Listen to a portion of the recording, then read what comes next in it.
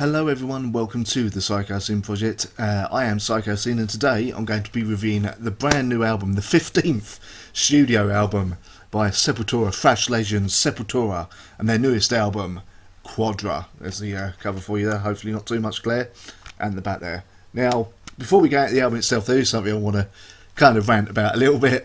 Record labels and bands who may have a hand in designing the box art. Can we stop doing this where you don't put the song titles on the back of the CD? It's kind of annoying to have to keep doing that to read the song titles. Anyway, as you can probably guess, Sepultura are a band that pretty much massive legacy. Obviously they originally had Max Cavalera, now Soulfly, as their vocalist. It was the band he got big in, and then they changed over to Derek Green many years ago. And for those of you who are probably typing in the comments, Sepultura will never be the same without Max Cavalera, blah blah blah. Derek Green's now officially been the lead vocalist of Sepultura for a lot longer and for a lot more albums than Max Cavalera ever was. And Max Cavalera's more than happy doing Soulfly and Cavalera Conspiracy. So, you know, quit your whining. Anyway, yes, as you can probably guess by the album Quadra, this is indeed an album of 4 parts, as the band basically tried to take their brand of thrash into different areas, as it were. Now, there's nothing wrong with that. They went into a slightly more, I suppose you could call it, cyber direction, as it were, on their last album, Machine Messiah. Now, obviously, being the massive Mark for Fear Factory that I am, I really rather liked that album, Machine Messiah. In fact, I think it became one of my albums of the year of that year, if I remember correctly. I still recommend it today. Very good album. So I was quite looking forward to Quadra. As I said, it is in 4 parts, and we start the first part, the first 3 songs, which is your typical heads down Sepultura Brazilian thrash, and this is probably the best part of the album for me personally. The lead single from the album, which was Isolation, just kicks things off brilliantly. Means to me, absolutely brilliant, and Last Time, all absolutely superb. Vintage Sepultura thrash, heads down thrashers. Then we go out to the second part, which is the more kind of nu metal, hardcore-y sound, I suppose you could call it. It starts off well with Capital Enslavement. Really enjoyed that song. Really nice bouncy groove to it. But then we come to 2 songs that just did nothing for me, it has to be said. Alley and Raging Void.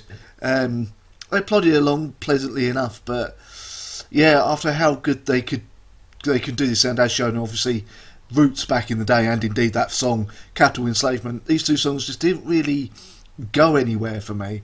And then part 3, as it were, is kind of the progressive thrash side. Guys Earth, the first song on the progressive thrash side, yeah, pretty good. Then we get a extended instrumental in the Pentagram, showing off that even after 15 albums, Andreas Kisser has lost none of his skills as one of the best guitarists in metal.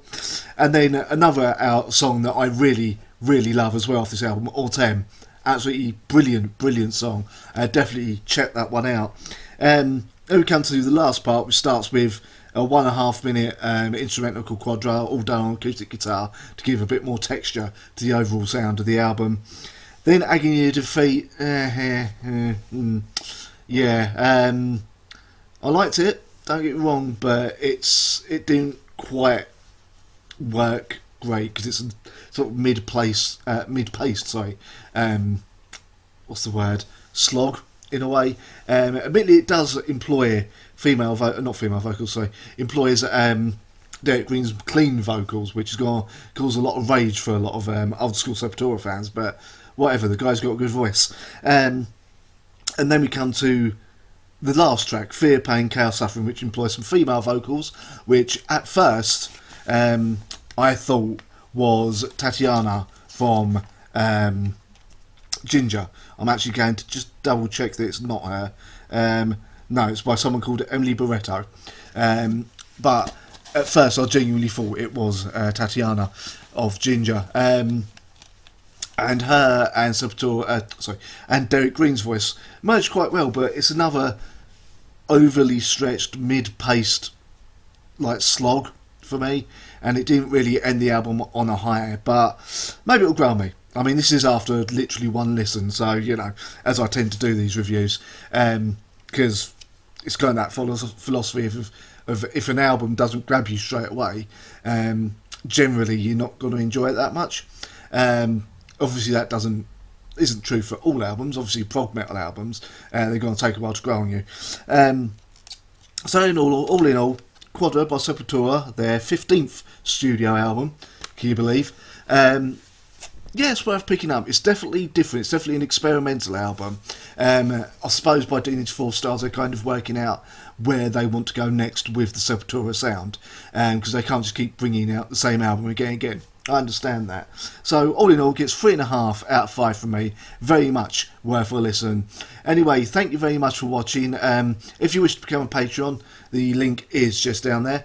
And also don't forget to tune into my radio show, the Psychosin Project, every Sunday from 2 PM GMT, 9 AM EST on thatmetalstation.com. Thank you very much for watching, and I'll see you next time.